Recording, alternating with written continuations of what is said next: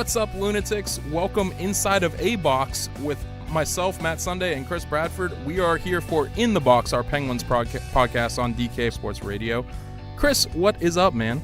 Not much. Last time I saw you, we were on a golf course, which is the most hockey thing ever. Two guys who play hockey, golfing in the summer, and golfing really poorly. Yeah, little really bad off-season golf, eating some wings. It was a good time. Well, thank you to the Moon Golf Club for having us out there. We really enjoyed ourselves out there, I'd say. Yeah, they're some of my favorite people. I love to eat their wings even when I don't golf, when I can't golf. I did hit some balls well. I hit a few keepers. We of course, played on the same team we were in a Josh scramble. over there. Yeah, three-man scramble, and we actually used some of our shots. I was pretty impressed with that. Yeah, no, we played 9 holes, but only played 7 because we were the slowest moving sixsome of all time. We had 6 guys. The course, of course, was closed for everybody who joined us over there, all of the lunatics who came out. And, Josh Danino over at Moon Golf Club, he played with you and I, and then it was my brother, my dad, and one of my good friends we were competing against. We ended up drawing on 7 holes. We had to skip the 2, but, Yeah, it probably shouldn't take 4 hours to play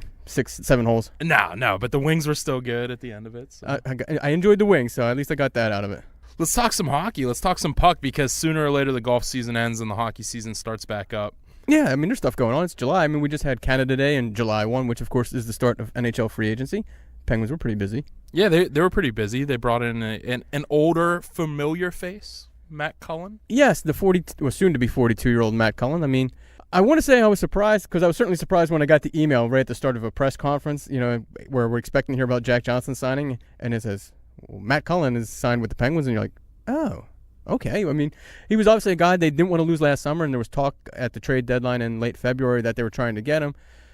But with the number of centers they have, you were kind of like, well, where's this guy going to play? Because the strength of the team has been, the strength down the middle with Crosby, Malkin, Derek Brassard, and Riley Sheahan. Sheahan, they just re-signed as a restricted free agent just a few days earlier, so somebody's going to have to move the wing or somebody's going to have to move out.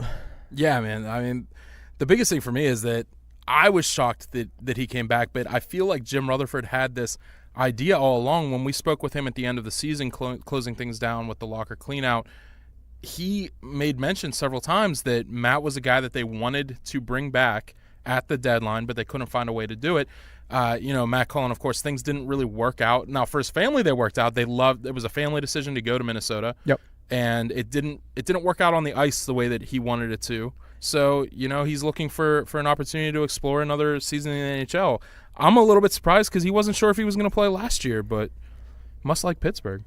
Certainly loves Pittsburgh and obviously loves playing for Jim Rutherford. I mean, this is the third stint with Jim Rutherford and Matt Cullen. So there's certainly an affinity for the player. Cullen obviously likes playing here. He's had, great success here. But he is 42 years old. I mean, I don't expect him to play, 1945 like he did in was a Game 6 against Nashville, where he led all Penguins forwards. But, he's obviously a penalty killer. That's going to help him. He's good on the face-off circle, although he wasn't at his best last year. And even as we're saying, he didn't have his best year in Minnesota, he still had 11 goals. 11 goals on that fourth line last year, the Penguins would have gladly taken that. Oh, no, absolutely. And, I mean, you already spoke to it. The Penguins have center depth. They've always had center depth. But now it's, they've got that 5th guy, and, he's a guy that is proven in this system.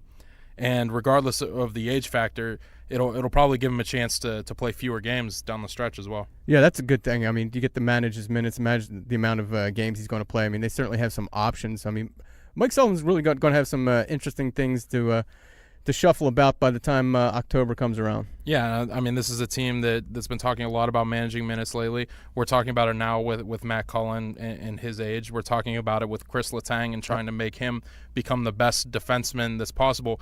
And we'll talk about Jack Johnson here in a little bit, a guy who's 31, 32-year-old defenseman that, he brings the age up a little bit but creates a little bit more depth, a little bit more opportunity for the Penguins to be deeper down the stretch in defense shortly. But are they going in the wrong direction a little bit now, or because we've seen them win now twice with the youth movement, bringing the guys up, filling them in? Yeah, I think they're just, I don't want to say fixated, but they're in that win now mode. I mean, they're kind of mortgaging the future to win now. I mean, you don't sign a 42-year-old guy, with thoughts on the long term. I mean, they want to help in 2018-19. You get Jack Johnson. I mean, we can argue about the term of his contract and whatever, but he's still 31 years old. He's a guy who's going to help them next year, 2 years down the road.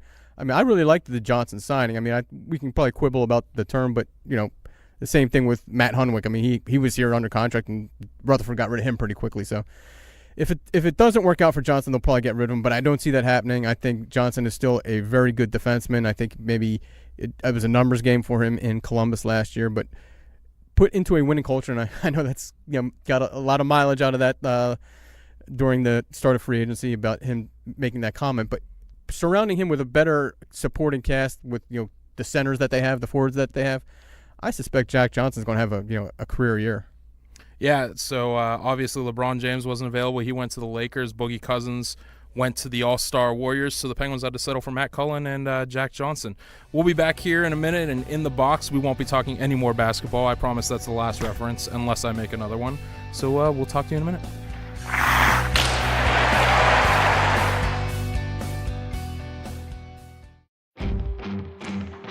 Miller Lite is the original light beer, and we'll always brew it to have more taste, with only 96 calories and 3.2 carbs. Because we believe that if you compromise on taste, you can taste the compromise. Miller Lite. Hold true. Great beer, great responsibility. 2018 Miller Brewing Company, Milwaukee, Wisconsin. Average analysis, 12 fluid ounces. Less than 1 gram protein, 0 grams fat. If you're one of the thousands of Western Pennsylvanians who love to get outdoors, then you need to check out this cool new website, stepoutside.org. Learn where, when, and how you can go camping, hiking, or hunting, or take part in power sports, shooting sports, or water sports in your local community or across the country at stepoutside.org, where everything you need to know is just a click away. That's stepoutside.org. What I want from my public accounting firm is big ideas. But I don't want to lose the personal attention. My company needs global capabilities. From a firm with local ownership. And I want to work with industry experts. Who take the time to understand my unique challenges. And that's what sets Schneider Downs apart. Expertise for the most complex business issues. With the service you need every day. To learn how our big thinking with a personal focus can help your company, visit schneiderdowns.com. Injured in an accident? Need assistance in preserving your business's interests? Let the attorneys at Bassey, Vreeland & Associates protect your legal rights. For over 65 years, Bassey, Vreeland & Associates has been representing the citizens and businesses of southwestern Pennsylvania. With offices strategically located in Washington and Charleroi, Bassey, Vreeland & Associates can deliver results for you throughout the Pittsburgh area. Visit www.bmvlaw.com or call 724-228-7000 to see how Bassey, Vreeland & Associates can meet your legal needs. Bassey, Vreeland & Associates. We fight, we care, we win.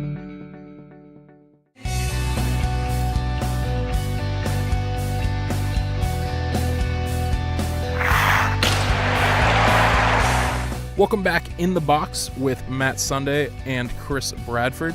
Penguins add Jack Johnson, not the singer. They bring back Matt Cullen, but we're hearing rumors of possibly Erik Karlsson making a move down south to change the balance of the East after John Tavares just got his Canadian trespassing card and went up there to be a part of the Toronto Maple Leafs. Yeah, I almost feel bad for the Toronto Maple Leafs. Here they were, haven't won a Stanley Cup in 50 years now. They're proclaimed the favorite to win the Stanley Cup. And it looks like if Erik Karlsson does go to Tampa Bay, that the Lightning now have to be considered the favorite. I mean, you look at that lineup that they have. They have, a Vezina-type goaltender in Vasilevsky. Great defense. They just got Ryan McDonough in addition to Victor Hedman. You look at the forwards that they have. You have, arguably a top 5 player in the game in Stamkos. Kucherov was actually better than him last year. And you throw Karlsson in that mix, that's a very, very dangerous team all around. Yeah, I mean, for the last few seasons, we've been talking about the Penguins and the Capitals. The Lightning have of course been in the conversation. Toronto's been the young team. Now Ovechkin leads his team to victory. They finally overcome the Penguins. They win the Stanley Cup. The Penguins were out of the equation sooner than they were, certainly in the last 2 years when they won it.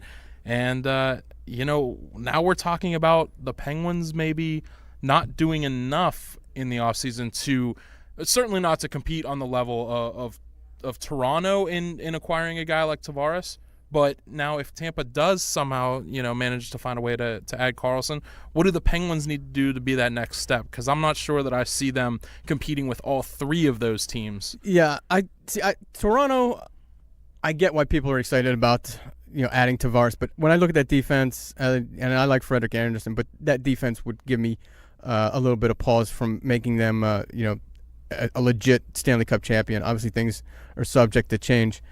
The Capitals, I think, to me, they look like a one-off. Now, the thing with the Lightning, though, that's where it gets interesting because now they're clearly the team to beat, I would say. And that means the Penguins, as much as I liked what they've done, and I like Johnson and Cullen brings something to the table. To me, that would force Jim Rutherford's hand to have to do one more big move by the time the season rolls around. What that might be, I don't know. The left wing would seem to be the one area, and I personally believe that it's a strength on this team, but if a Max Pacioretty's still out there, if Patrick Maroon would still be out there, Jeff Skinner, another name that's been thrown out there, do you then have to keep up with the Smiths or the Joneses, whatever the saying is? Well, I've seen some of the lunatics commenting online or asking questions or talking on Twitter where, does this mean that the Penguins are going to go after a Skinner, and does this make somebody on the Penguins expendable because of the depth of a guy like Matt Cullen? I don't think that the Matt Cullen move adds anything that makes anybody expendable because I just don't know if he's going to play the minutes or the long season that he did in even the second Cup run where he was such an important member of the team and really the best two-way forward down the stretch. But I don't know, man. I don't think this lets them make a move with any of the centers on the team. Yeah, and if you make any of those moves for the players that we were talking about, that means you're going to have to probably shed another salary to get those guys. Certainly a Pacioretty type player, just to be able to afford him. I kind of like the Penguins as they are, but the Tampa Bay thing are we sort of in like a Cold War where we're going to keep trying to build the All-Star team? You mentioned the Golden State Warriors. It seems like the Lightning. Sorry, lunatics. That's a basketball reference number 2. Oh, no, I'm sorry. Chris broke my promise. But sorry, Boogie. But yeah, it's sort of like that where the Lightning clearly are, I don't want to say an all-star team, but the team. Yeah, sure. I mean, they're, going back to the last 2 seasons, I think Dejan Kovacevic, our site's leader of his own right, he chose the Tampa Bay Lightning last year in the playoffs. That was his team. I mean, they've been a favorite regardless of whether they're – I mean, this is all hypothetical, but if they land Karlsson, that's just too much for me for the other teams to overcome. See, I think Tavares going to Toronto, I mean, they're a good team. They got better, but I don't know that one guy necessarily pushes them over. I think a puck-moving guy like Karlsson in Tampa, along with the already steady core of all those incredible players that have not just been doing it for 2 years in the NHL, but in the case of a guy like Stamkos, overcoming the injuries he's gone through and everything, I mean, he's a guy that just wants to go out and improve himself and win, and adding a guy like that, they're going to be a real hard team to beat in the East. Yeah, I mean, you think about Steve. We talked a lot about Alex Ovechkin and his legacy. Well, Steven Stamkos he's been a decade in this league. He's been on some good teams. Obviously, the Penguins faced a pretty good one in the 2016 conference final. They got past them. Tampa's kind of underachieved a little bit. Going into that Capitals series last year in the conference final, everyone thought that Tampa Bay was going to steamroll them. It didn't quite happen that way. So maybe you look at Stamkos as being the guy who has to lift that Stanley Cup to kind of assure his own legacy. Man, I've always felt bad that Stamkos was forced into that lineup against the Penguins. Oh, that was in that final game. Spot. I mean, that team played an offensive player down for the entire game, and not just that. He's one of the best in the game, certainly one of the best shots in the game.